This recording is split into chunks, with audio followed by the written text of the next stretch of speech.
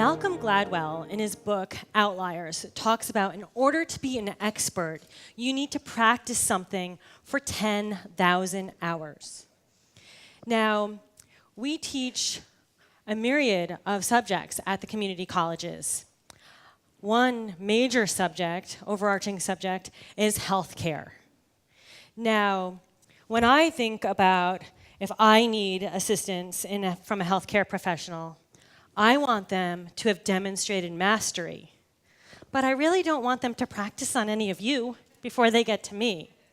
And so Dr. Janine Hinton is going to share with us her experiences and her research in using simulations for students to practice what they're learning in nursing.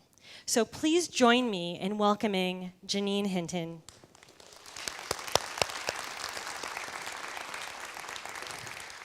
Thanks so much, Janine.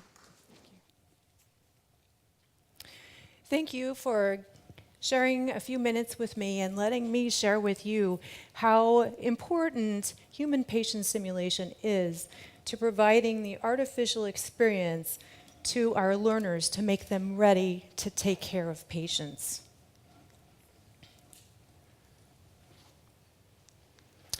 It's an emergency.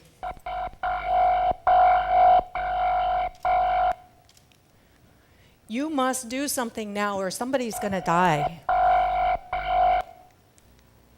But how are you going to do this right the very first time you have to do it when you have never done it before?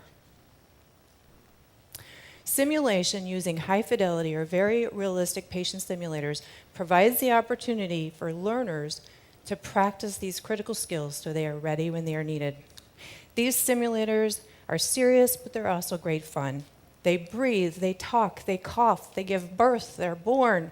We can even make them urinate the color we want at the time we want them to do it.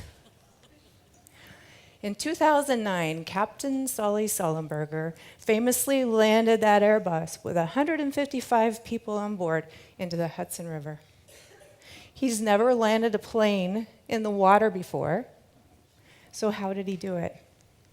Flight simulators. Pilots spend years and hours and frequent reacquisition of their skills, practicing different contingencies and different types of emergencies so they have the skills and they're ready to go. In order to be able to do something, we've got to do the thing that we're trying to learn how to do. This is the same with healthcare providers. They need to be able to practice what it is they need to do, and they really shouldn't be practicing on real people. Neuroscience is fascinating. We have this marvelous brain plasticity, and so part of learning what happens is there's actually cellular changes in our brain. New channels are formed, new little connections grow, and they get ready. And the stronger the stimulus that initiates those changes, the more likely that learning is going to be fast and effective and memorable. Graduate nurses will come back years later, and I've long forgotten their particular simulation, but they can tell me word for word what happened, what they did, and what I said to them, too. This is quite interesting, too. We know that memory is very important to learning, and there's two major divisions of memory. There's the declarative, where I answer a test question, or where Captain Sully could say, I can tell you how to land a plane. He didn't have time to tell anybody how to land a plane. He needed to get right into the non-declarative implicit memory where his skills were, the knowing how to do something. Notice all the different parts of the brain that are involved in knowing how to do it. These are the parts of the brain that we target through clinical simulation. Between 210 and 440,000 people die in our hospitals every year because of preventable medical mistakes. Preventable medical errors account for the third leading cause of death. Heart disease is first, cancer is second, and the third are those preventable errors. The news doesn't get any better. You are 10 to 20 times more likely to suffer non-lethal harm as a result of medical mistakes. Healthcare is very complicated. The goal of education is to prepare our learners and our healthcare professionals to be competent. Here we have a very happy birthing simulator who's probably given birth for the 10,000th time. The baby's happy. It's the same baby she has over and over and over again. And the student is thrilled because maybe she could help somebody deliver a real baby. Being competent implies no errors, if at all possible. This is a video for semester students who are team managing a patient with cardiac emergencies. Please listen to the statement of the student at the beginning. Her comment is classic of what we hear from our learners. We just had cardiac, and I mean, I feel like I'm just drowning in, you don't get this until you see it till I do it, It's been 3 minutes. Okay, so I'm going to go ahead and slam the 12 in for us. You might feel kind of funny from this, okay? Ready? Here we go. Bam. Slam. Quick push. There you go. Good job. 12 in. Okay. Alright, hold. Alright, looks like we're in assistantly. Okay, go ahead and start CPR. Go ahead and drop the head of the bed down. Get that oral airway going. I'm going to start CPR. Oral airway. Jason, I'm going to need you running that defibrillator for us, please. 1, 2, 3. Some good compressions here. We're going to go through this for 2 minutes. Yeah, go ahead and pull me out the Compressions were supposed to be on the other side. You were supposed to be airway. Either We're way, not gonna stop. go Jason, go. And then you do the bagging, Jody, okay? Let's put Okay. let's Airway in. put I need to put the pads on. Get the patches Airways on. in. I need you doing the patches for me, yeah. 1, 2, 7, 8, 9, 30. Alright, it's been 2 minutes. Let's just do a pulse check here. Okay. Alright, looks like BFib. Go ahead and charge up to 200 for me. Charging. Still doing Hands the off. pulse. Yep. It's clear. Clear the bed, guys. Clear. Clear. Off the bed. Okay. Shock. Okay, go ahead. Continue CPR. I got 1 more. Okay, you've done 2 shocks now, Yep. Okay. So it's been... and your bed board seems to be sliding away. Somebody else work on that for us right now. No one's- Alright, hold on. It's been 2 minutes, okay? We're gonna do a pulse check. It looks like he's got his rhythm back. Yay. Let's sit him up a little bit, get that airway out. Let's get him on some oxygen. Jody, can you give me a set of vitals, please? Yep. Let's get that board out. Let's get that board out from underneath him here. Let's get him on, go ahead and put him on The patient was okay. The students really did a great job. They recognized early on that this patient had a very serious symptomatic supraventricular tachycardia that needed to be treated. They selected the appropriate drug. They also recognized that the patient didn't respond as they would have liked to the drug and did go into cardiac arrest. And then they acted as a team and they were able to make him okay. You can't fix something if you really don't know how it's broken. What if Captain Sully didn't realize the rate of descent of that plane? What if he flew to LaGuardia as he was directed to by air traffic control? He would have crashed into the buildings of the city. Very different outcome. Healthcare providers must understand what the health crisis is with their patients. They have to understand what those health issues are. Captain Sully obviously understood the situation when those geese flew in and knocked out all of his engines. He actually had never had an engine go out in his entire career, and now all of them were out. Situation awareness is a very critical thing for avoiding errors. In 88% of accidents where human error was part of the blame, the problems had to do with situation awareness. Healthcare people, pilots, they're well-meaning, they want to take care of others. They don't mean to make mistakes, but they could easily misunderstand the situation that they are in. Situation awareness. The perception of the elements within a volume of space and time the comprehension of their meaning, and the projection of where they're going to be in the near future. We have been successfully using Ensley's model of situation awareness to help equip our nursing students with situation awareness skills to help them to avoid, trap, and reduce medical errors. We've focused their skill building primarily on those 3 levels of situation awareness. Perception, coaching them. What do they need to listen to? What should those lung sounds sound like or not sound like? What about those vitals and labs? Comprehension at level 2, when we put this puzzle all together, what does it mean?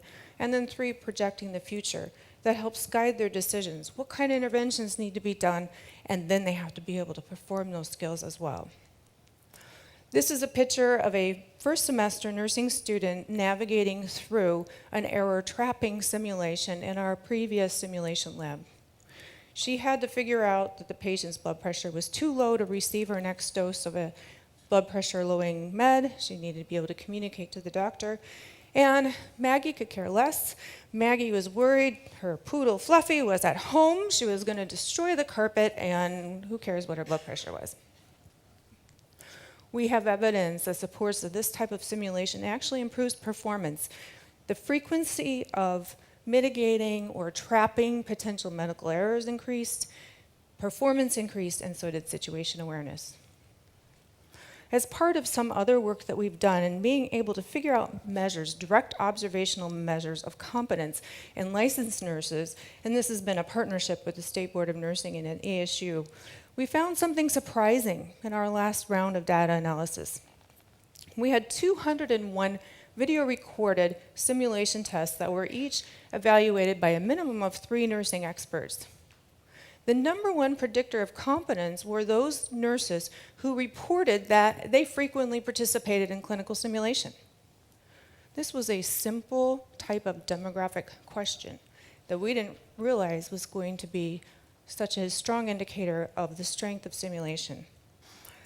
Frequent participation in simulation was more predictable of competence than their years of experience, their licensure, their advanced education, or their certifications. We suspect that this has something to do with the fact that in simulation there's such a focus on learning. There's an ability to debrief, and then you have to watch the video afterwards. I know I've had to change some habits that I saw in video that I was quite surprised. Simulation technology is very expensive and labor-intensive, but we value human life and we want to be able to take care of people when we're called to do that. These are instructors training to the insides, the guts of the simulator. One day we had a tour and people were asking me, are their insides real too? And I was thinking, well, no, because there's wires and computers, and to make them urinate on command, I have to have wires that go to the bladder. And no, they're not like real people inside. They're full of speakers and stuff. But these instructors also have to learn the science of experiential learning. They keep up to date on best practices, and we continue to help our students to build those habits that they need. How are you going to do something right when it's needed right now when you haven't done it in a long time? We have this problem. Well, they all learned that last semester. They all passed it then, but why can't they do it now? Skills decay or deterioration. Our brains lose those connections that we built if we don't use them. So, some kind of sad news on CPR. 90 days after you're certified, you probably can't do it anymore. In a study of healthcare providers, within 6 to 12 months, it's like they never learned it. The good news is, though, with repeated recertification, you learn faster and you do reacquire those skills. So we need to have practice. And so Anderson did find that even comparing a couple people who had just been certified a few days ago to somebody who's been recertified multiple times, their repetition did prove to be better. Here's a group of paramedics. They've come in to refresh their skills. So let's take a watch. County, where you at? 18, 19. Okay, we got yours. Just keep them 25. continuous while we innovate. All right, 2 down. Do I need to get the 3rd round of epi ready? Tubes Yeah, down. please. Alright. Keep that. Okay. 26 at the lips. Okay, let's check real quick. Can I analyze? Go ahead. You get a lot of compliance. Don't charge it yet. Again. Okay. Go ahead. Ventilation showing up throughout. Showing what? Don't, I see his chest rise. Oh, okay. Go Yeah, ahead. he's ventilating all out. Okay, go ahead. Secure that tube. Alright. Let's mark Do you where have the it's teeth at. holder? 26. 26 at the teeth. Okay. 300 amiodarums on board. Okay, so every 100 compressions in our cap, we're going to check rhythm. Where's I mean, third round of epi coming up? okay.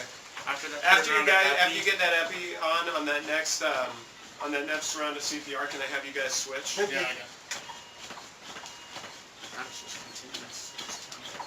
Good. That's better on the compressions, I think, Jeff. 70.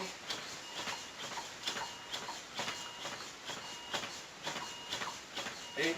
Compression rate 132. Okay, slow it down just a little. CrossFit. Third round epi on board. 90. Hey, Schlaze, Three can you give me a milligram tube or holder? 3 epis on board. 5, 4, 3, 2, 1. Okay, clear the patient. I think Analyze. it's been another 2 minutes. Yes. Okay, we have a shockable rhythm through the patient. Everybody clear? Clear. Okay. Please get off that boob Sharp. bag and move away. Okay, shocked. Go ahead. Begin. Continue compressions. We don't have any more epis. Okay, next 100 compressions. We're going to check again. At this point, we'll go ahead and prepare the So patient. these We'll gentlemen get 'em were ready to, working through a scenario where they were called to a long-term care facility where the patient had not been seen for several hours. It wasn't a place where you typically would check on people often. And so the patient was found dead. They needed to come in, work on resuscitating him, and then get him to a higher acuity facility. One of the lovely things about these simulators is they do count how fast they compress. Should have been 100 a minute. Not too worried if he's going too fast, but 132 is probably a little bit much. It tells us if they're getting oxygen in all parts of their lungs. Tells us if their placement is correct. So we just can call in there. They call it the voice of God coming over the speaker and giving them some feedback.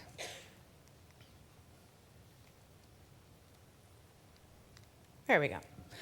So in order to be able to do something that we need to do soon, we better practice it soon. And if we need to do it again later, we need to keep redoing it so that we're ready.